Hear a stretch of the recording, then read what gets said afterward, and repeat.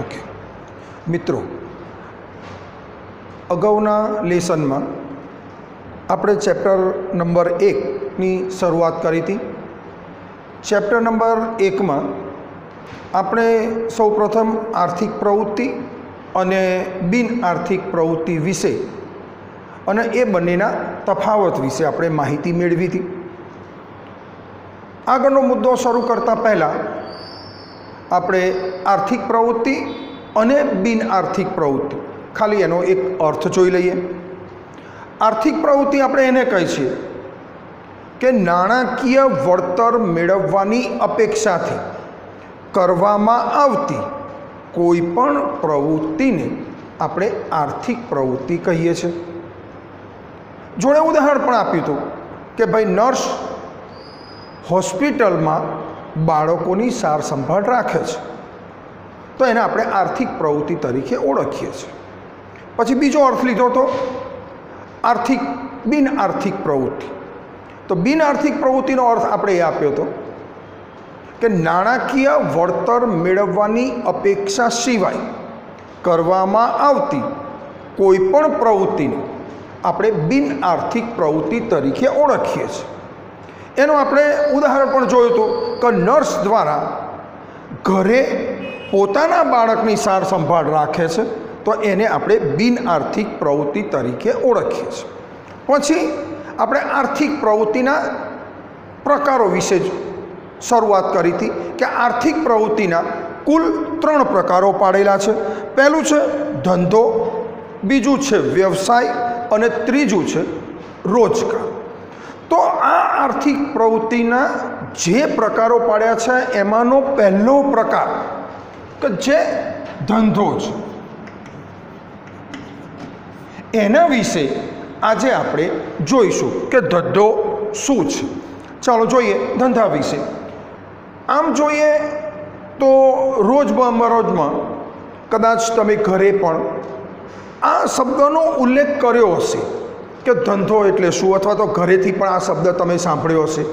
तो धंधा विषे आपणे पहेली प्रस्तावना जोईए कि धंधो एटले शुं, शेना परथी आ शब्द आव्यो अने आ धंधानो आपणे उल्लेख करीए छीए। धंधो शब्द है ये मोटे भागे बीजी शब्द पर मोटे भागे उतरी आयेलो आ शब्द है धंधो। बीजी शब्दनो अर्थ आपणे एवो करीए कि बीजी शब्दने आपणे शुं कहीए, व्यस्त रहेवुं। आवो आपणे करीए। बीजी एटले शुं तो कि भाई व्यस्त रहेवुं, अथवा तो कोई ने कोई प्रवृत्ति में सतत व्यस्त रहेवुं एने आपणे बीजी शब्दना आपणे अर्थ ओळखीए छीए। बीजी शब्दने कि बीजी एटले व्यस्त रहेवुं अथवा तो कोईपण प्रवृत्ति में मग्न रहेवुं एने आपणे बीजी शब्द तरीके ओळखीए छीए। आ बीजी शब्दो उपरथी आ धंधो शब्द उतरी आवेलो छे। आ धंधो शब्द जे उतरी आवेलो छे तो आ धंधो मोटे भागे नफाकीय प्रवृत्ति साथे संकळायेलो जोवा मळे छे। एटले जे प्रवृत्ति छे ए मोटे भागे नफा साथे आ संकळायेली आपणे आ प्रवृत्ति जोवा मळे छे। पण मात्र एकलो नफाथी ज नहीं, पण नफानी साथे मानो के खोट थाय तो एने धंधो कही शकाय, कही शकाय। नफा साथे ज आ खोटनो शब्द संकळायेलो छे। एटले कि नफो अने खोट, नफो अने नुकसान आ बंने एनी साथे संकळायेला शब्दों छे। एटले आपणे उल्लेख करीए छीए कि नफा साथे संकळायेलुं छे, पण नफानी साथे जो खोट जाय धंधाने तो पण एने आपणे धंधा तरीके ज ओळखवामां आवतो होय छे। चालो धंधो शब्द आप्यो छे तो धंधा शब्दनो आपणे अर्थ जोईए कि धंधानी व्याख्या आपी होय तो केवी रीते आपी शकीए। तो धंधानी व्याख्या एवी रीते आपी शकाय कि नफाना आशयथी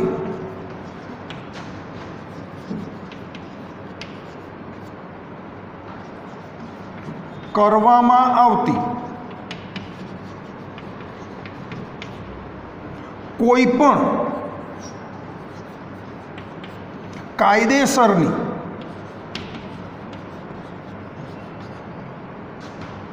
आर्थिक प्रवृत्ति आ एनी व्याख्या आपेली छे आपणने ચાલો ફરીથી, ધંધો કોને કહેવાય? તો ધંધો એટલે નફાના આશયથી કરવામાં આવતી કોઈ પણ કાયદેસરની આર્થિક પ્રવૃત્તિને આપણે ધંધા તરીકે ઓળખવામાં આવે છે. જો એક આ શબ્દ કાયદેસરની, કાયદામાં માન્ય હોય એવી કાયદેસરની પ્રવૃત્તિ, ગેરકાયદેસર પ્રવૃત્તિ તમે કરો તો એને આપણે ધંધો ના કહી શકીએ. ભલે એમાંથી નફો મળતો હોય તો પણ આપણે એને ધંધો કહી શકતા નથી. તો ધંધો એને કહેવાય કે નફાના આશયથી કરવામાં આવતી કોઈ પણ કાયદેસરની આર્થિક પ્રવૃત્તિને આપણે ધંધા તરીકે ઓળખવામાં આવે છે. ચાલો વ્યાખ્યા ક્લિયર? આગળ જોઈએ. ફરી એકવાર કહી દઉં કે વ્યાખ્યા ધંધો એટલે શું? તો ધંધો એટલે નફાના આશયથી કરવામાં આવતી કોઈ પણ કાયદેસરની આર્થિક પ્રવૃત્તિને આપણે ધંધા તરીકે ઓળખવામાં આવે છે.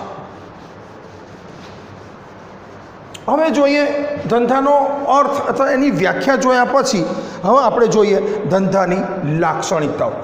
જે વ્યાખ્યા જોઈ આપણે એ વ્યાખ્યા ઉપરથી જ આ લક્ષણો આપણે એના તારવેલા છે કે ભાઈ ધંધાના લક્ષણો શું છે. તો એમાં પહેલું જ લક્ષણ આપણને આપેલું છે. જોઈએ કે નફાનો હેતુ. ચાલો જોઈએ કે નફાનો હેતુ શું છે. તો કોઈ પણ ધંધોની સ્થાપના કરવામાં આવે તો એનો મુખ્ય હેતુ મોટે ભાગે નફો કરવાનો જ હોય છે. ધંધાકીય એકમમાં જે કંઈ આર્થિક પ્રવૃત્તિ થાય છે, જે ખરીદ વેચાણની પ્રવૃત્તિ થાય છે, એમાં એનો મુખ્ય આશય નફો પ્રાપ્ત કરવા માટેનો જ હોય છે. એટલે કે ધંધાનો મુખ્ય એનો હેતુ નફો પ્રાપ્ત કરવા માટેનો હોય છે. ધંધાનું અસ્તિત્વ ટકાવી રાખવું છે, ધંધો ચાલુ રાખવો છે, એ માટે પણ એને નફો તો મળવો જ જોઈએ. જો નફો ના મળે તો ધંધાકીય એકમ બંધ કરવાનો વારો આવતો હોય છે. એટલે ધંધો હંમેશા જે કંઈ પ્રવૃત્તિઓ કરે છે એનો આશય માત્ર અને માત્ર નફો પ્રાપ્ત કરવાનો છે.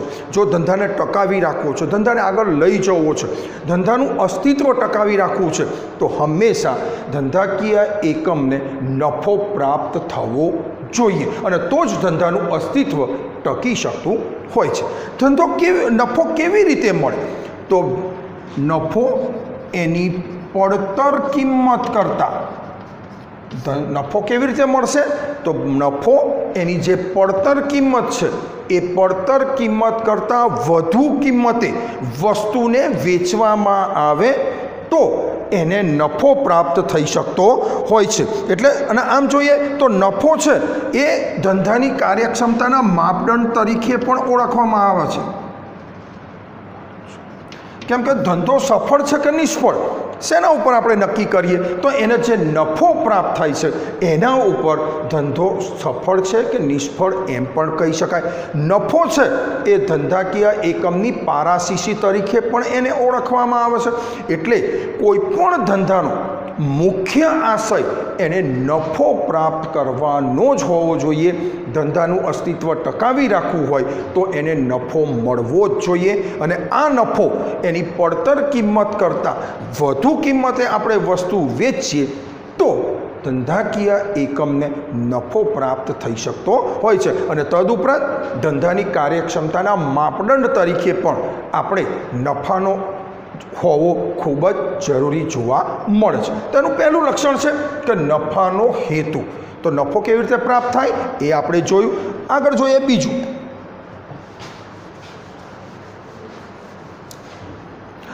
એનું લક્ષણ આપ્યું છે વસ્તુ અને સેવાનો વિનિમય. ચાલો જોઈએ વિનિમય એટલે શું. વિનિમય એટલે તમે કોઈ વસ્તુ ખરીદો છો એની સામે તમે નાણાં ચૂકવો છો એને, તો એને આપણે વિનિમય થયો છે એમ આપણે સામાન્ય અર્થમાં આપણે એને કહી શકીએ. તો અહીં આપ્યું છે વસ્તુ અને સેવાનો વિનિમય.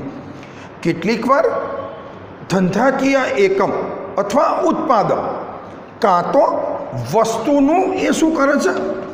ઉત્પાદન કરે છે અથવા બહારથી ખરીદે છે. ઉત્પાદક શું કરે છે? કેટલીક વાર પોતાને ત્યાં ચીજ વસ્તુ કે સેવાનું ઉત્પાદન કરે છે અથવા તો બહારથી ખરીદી અને ઉપભોક્તાને એટલે કે ગ્રાહકને વસ્તુનું વેચાણ કરતા હોય છે। આ રીતે વસ્તુ કે સેવાનો આ ઉત્પાદક દ્વારા વિનિમય થતો જોવા મળે છે અને આ ધંધાકીય એકમમાં વસ્તુ કે સેવાનો વિનિમય થવો પણ ખૂબ જ જરૂરી છે।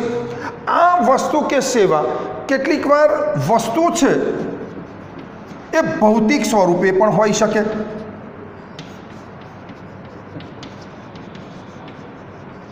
અને સેવા છે એ અભૌતિક સ્વરૂપે પણ જોવા મળતી હોય છે। ચાલો ફરી જોઈએ। ઉત્પાદક વસ્તુ કે સેવાનું પોતાને ત્યાં ઉત્પાદન કરીને અથવા તો બહારથી ખરીદીને ગ્રાહકને એને વસ્તુ કે સેવા પૂરી પાડતા હોય છે।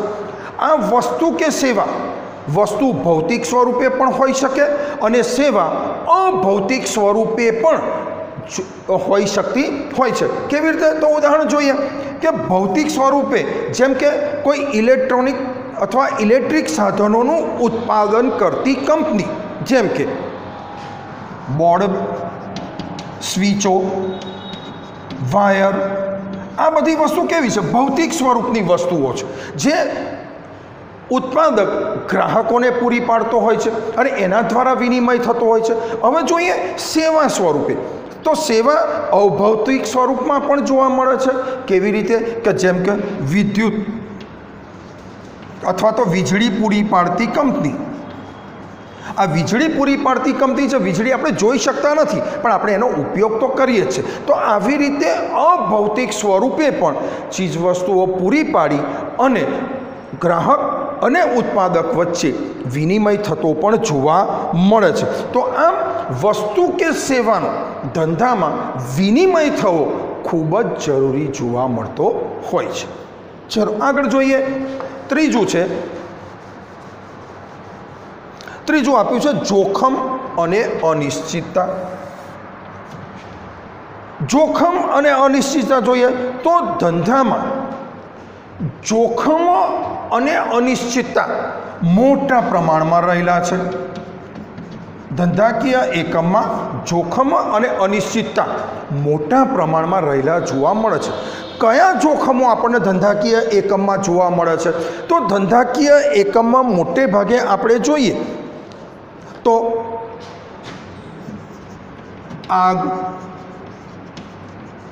અકસ્માત, ચોરી, લૂંટફાટ। ધંધાકીય એકમમાં જે જોખમો જોઈએ તો ચોરી, આગ, અકસ્માત, લૂંટફાટ, માંગમાં ફેરફાર થવો, ગ્રાહકોની માંગમાં ફેરફાર થવો, ફેશનમાં ફેરફાર થવો, ટેકનોલોજીમાં ફેરફાર થવો, આમ જુદા જુદા અનેક જોખમો ધંધાકીય એકમમાં જોવા મળતા હોય છે। આ જે જોખમો છે આ જોખમો મોટે ભાગે માનવ સર્જિત જોખમો છે। આ જે જોખમો છે ચોરી, આગ, અકસ્માત, લૂંટફાટ, ફેશનમાં ફેરફાર, માંગમાં ફેરફાર, ટેકનોલોજીમાં ફેરફાર, આ જે જોખમો છે આ જોખમો મોટે ભાગે માનવ સર્જિત આ જોખમો છે।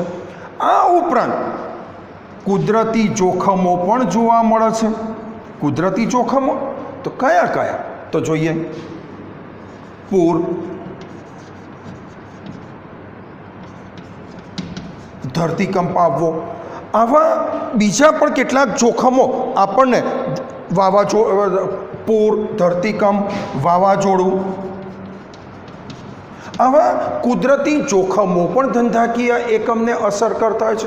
આ જોખમોને કારણે ધંધાકીય એકમના નફા ઉપર પણ એને અસર પડતી હોય છે। એણે જે કંઈ અપેક્ષા નફાની રાખી હોય પણ આવા જોખમોને કારણે એણે કેટલીક વાર ઓછું વળતર મેળવીને અથવા તો ખોટ સહન કરીને પણ ધંધાકીય પ્રવૃત્તિ ચાલુ રાખવાની ફરજ પડતી હોય છે. એટલે ધંધાકીય એકમમાં માત્ર નફો જ મળે છે એવું નહીં, પણ નફાની સાથે સાથે કેટલાક જોખમો પણ ધંધાકીય એકમમાં જોવા મળે છે, અને આ જોખમોનો સામનો કરી અને ધંધાકીય એકમે નફો પ્રાપ્ત કરવાનો હોય છે. તો આ રીતે ધંધામાં જોખમો પણ જોવા મળતા હોય છે. આગળનો એક શબ્દ આપ્યો છે, જુઓ, આગળનું એક લક્ષણ આપ્યું છે આપણને, તૃષ્ટિગુણનું સર્જન કર. આગળ આપ્યું છે તૃષ્ટિગુણનું સર્જન. આ શબ્દ ઇકોનોમિક્સમાં પણ આવશે કે તૃષ્ટિગુણ એટલે શું. તો તૃષ્ટિગુણ એને કહેવાય કે વસ્તુ કે સેવામાં એવો ગુણ રહેલો છે, વસ્તુ કે સેવામાં એવો ગુણ રહેલો છે કે જે વાપરનાર અથવા ગ્રાહકને, ફરીથી તૃષ્ટિગુણ કોને કહીશું, તો તૃષ્ટિગુણ એટલે વસ્તુ કે સેવામાં એવો કોઈ ગુણ રહેલો છે કે જે વાપરનાર અથવા ગ્રાહકને શું કરે છે, સંતોષ આપવાનો જે ગુણ રહેલો છે એને આપણે તૃષ્ટિગુણ તરીકે ઓળખવામાં આવે છે. ફરીથી તૃષ્ટિગુણ સમજાવી દઉં. તૃષ્ટિગુણનું સર્જન, તો તૃષ્ટિગુણ એટલે વસ્તુ કે સેવા એવો કોઈ ગુણ રહેલો છે કે જેનાથી વાપરનાર અથવા ગ્રાહકને સંતોષ આપવાનો જે ગુણ રહેલો છે એને આપણે તૃષ્ટિગુણ તરીકે ઓળખવામાં આવે છે. આ તૃષ્ટિગુણ 3 પ્રકારનો જોવા મળે છે. એક સ્વરૂપ આધારિત, સ્થળ આધારિત અને સમય આધારિત. તૃષ્ટિગુણ 3 પ્રકારે હોય છે. પહેલું સ્વરૂપ આધારિત. સ્વરૂપ આધારિત જોઈએ તો કાચા માલમાંથી તૈયાર માલમાં રૂપાંતર થાય. તૈયાર માલ વાપરવા યોગ્ય બનાવવામાં આવે ત્યારે એના સ્વરૂપ તૃષ્ટિગુણનું સર્જન થતું જોવા મળે છે. ચાલો એને એક ઉદાહરણ સાથે સમજીએ. રૂ છે, રૂમાંથી કાપડ બનાવવામાં આવે. આ કાપડ વાપરવા યોગ્ય ગ્રાહકને આ કાપડમાંથી કપડાં સીવવામાં આવે, એટલે ગ્રાહક એનો ઉપયોગ કરી શકે, તો એને આપણે તૃષ્ટિગુણ તરીકે ઓળખવામાં આવે છે. ફરીથી રૂમાંથી કાપડ બનાવી, કાપડ આપણે સીધું પહેરી શકતા નથી, પણ દરજી પાસે એને કપડાં સીવડાવી અને આપણી જરૂરિયાત અનુસાર એને આપણે ઉપયોગ કરી શકીએ, તો આનું આખું સ્વરૂપ વસ્તુનું બદલાઈ જાય છે કે રૂમાંથી કાપડને કાપડમાંથી તૈયાર કપડાં આપણે પહેરવા યોગ્ય, તો આ રીતે એનું સ્વરૂપ બદલાય છે. તો આ રીતે સ્વરૂપ તૃષ્ટિગુણનું સર્જન થતું પણ જોવા મળે છે. બીજું સ્થળ આધારિત. વસ્તુનું ઉત્પાદન થાય છે, આ ઉત્પાદન ગ્રાહક સુધી એટલે કે ઉપભોક્તા સુધી પહોંચાડવામાં આવે તો એને સ્થળ તૃષ્ટિગુણનું એમાં સર્જન થતું જોવા મળે છે. કોઈ એક જગ્યાએ કાશ્મીરમાં મોટા પ્રમાણમાં સફરજનનું ઉત્પાદન થાય છે. હવે આ જ સફરજન આપણે અહીં વિદ્યાનગર સુધી લાવીએ છીએ, તો એ સ્થળ બદલાય છે, અને સ્થળ બદલાવાના કારણે બીજી જગ્યાએ આવવાથી આ વસ્તુમાં તૃષ્ટિગુણનું સર્જન થતું પણ જોવા મળે છે. અને ત્રીજું છે સમય તૃષ્ટિગુણ. તો સમય તૃષ્ટિગુણ આપણે એને કહીએ કે જે વસ્તુનું મોટા પ્રમાણમાં ઉત્પાદન થયું છે, અત્યારે ગ્રાહકને માંગ નથી, તો આ વસ્તુનો સંગ્રહ કરવામાં આવે. આ વસ્તુનો સંગ્રહ કરવામાં આવે અને જ્યારે એની જરૂરિયાત ઊભી થાય અથવા એની માંગ ઊભી થાય ત્યારે આ વસ્તુ મૂકવામાં આવે બજારમાં, ત્યારે સમય તૃષ્ટિગુણનું સર્જન થતું જોવા મળે છે. એટલે તૃષ્ટિગુણ છે એ મોટે ભાગે સ્વરૂપ, સ્થળ અને સમય આધારિત તૃષ્ટિગુણનું સર્જન થતું પણ જોવા મળે છે. તો આ રીતે ધંધાકીય એકમ તૃષ્ટિગુણનું પણ સર્જન થતું જોવા મળે છે. આગળ જોઈએ, એનું આગળનું લક્ષણ આપ્યું છે આપણને પ્રવૃત્તિનું સાતત્ય. ધંધાકીય પ્રવૃત્તિનું સાતત્ય. સાતત્ય એટલે કોઈ પણ ધંધામાં જે પ્રવૃત્તિ થાય છે, કઈ પ્રવૃત્તિ થાય છે? ખરીદ વેચાણ, ઉત્પાદન, જે કંઈ પ્રવૃત્તિ થાય છે આ પ્રવૃત્તિનું સાતત્ય એટલે સતત રીતે થવી જોઈએ. ધંધાકીય એકમમાં જે પ્રવૃત્તિનું સાતત્ય છે, ધંધાકીય એકમમાં ખરીદ, ઉત્પાદન, વેચાણ, આ બધી જે પ્રવૃત્તિઓ છે આ પ્રવૃત્તિ સતત નિયમિત રીતે ધંધાકીય એકમમાં આ પ્રવૃત્તિ થવી જોઈએ. ખરીદ વેચાણના આશયથી પણ આ બધી જ પ્રવૃત્તિ સતત રીતે ધંધાકીય એકમમાં થવી જોઈએ. જો આ પ્રવૃત્તિ ન થાય તો એને આપણે ધંધો કહી શકતા નથી. તો ધંધા માટે જેમ કે ઉદાહરણ જોઈએ આપણે કે કોઈ વેપારી છે, જેમ કે પોતાને રહેવાલાયક મકાન છે, આ રહેવાલાયક મકાન બજારમાં વેચી દે છે. હવે એણે ખરીદ્યું હતું એના કરતાં એણે જે વસ્તુ વેચી છે એમાંથી એને કિંમત વધારે મળી છે, તો એનો અર્થ એ થયો કે એને ધંધાકીય એમાં એને નફો પ્રાપ્ત થયો છે. તો આ નફો પ્રાપ્ત થયો તો એને આપણે ધંધો કહી શકીએ નહીં. કેમ કે આ મકાન તો એને રહેવા લાયક હતું અને એણે વેચ્યું છે અને એમાંથી એને નફો થયો છે, તો એને આપણે ધંધો કહી શકતા નથી. પણ જે પ્રવૃત્તિ સતત ખરીદ વેચાણને લગતી સતત પ્રવૃત્તિ થતી હોય એને જ આપણે ધંધા તરીકે ઓળખવામાં આવે છે. એટલે આમ ધંધામાં પ્રવૃત્તિનું સાતત્ય હંમેશા જળવાઈ રહેવું જોઈએ.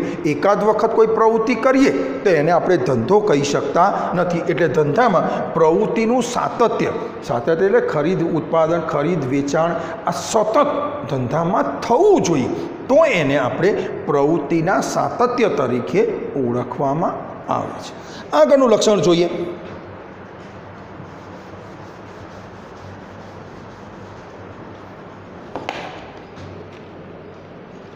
આગળનું લક્ષણ છે નાણાંની જરૂરિયાત. કોઈ પણ ધંધાકીય એકમની સ્થાપનાથી માંડી એના અંત સુધી સતત ધંધાકીય એકમને નાણાંની જરૂર પડે છે.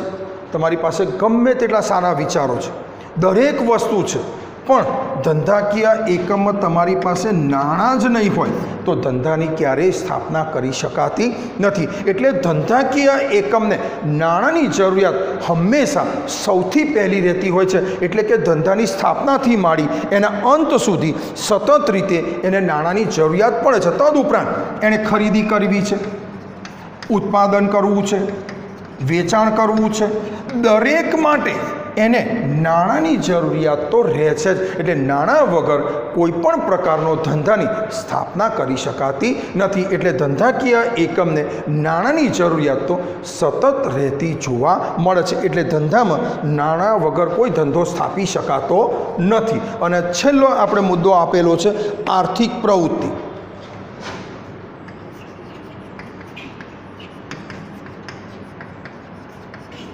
આ એનો ધંધાના લક્ષણોનો આપણો સૌથી છેલ્લો મુદ્દો છે કે આર્થિક પ્રવૃત્તિ. ધંધાકીય એકમમાં જે કંઈ આર્થિક પ્રવૃત્તિ કરીએ છીએ, આર્થિક પ્રવૃત્તિ શું કરે છે? નાણાંના ઉપાર્જન માટે, કેમ કે નાણાકીય વળતર મેળવવા માટે જ ધંધાકીય એકમમાં આપણે આર્થિક પ્રવૃત્તિ કરતા છે. આર્થિક શબ્દનો અર્થ થાય નાણાકીય.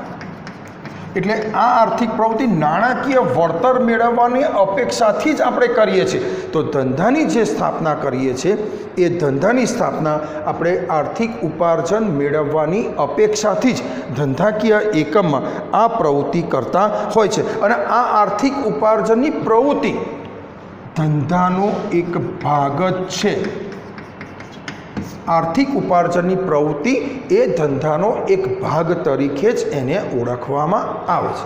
આમ ધંધો એટલે શું, ધંધાના લક્ષણો શું છે, એના વિશે આજે આપણે જોયું. હવે પછી આપણે ધંધાકીય એકમના હેતુઓ શું છે એના વિશે હવે પછીના પીરિયડમાં આપણે જોઈશું.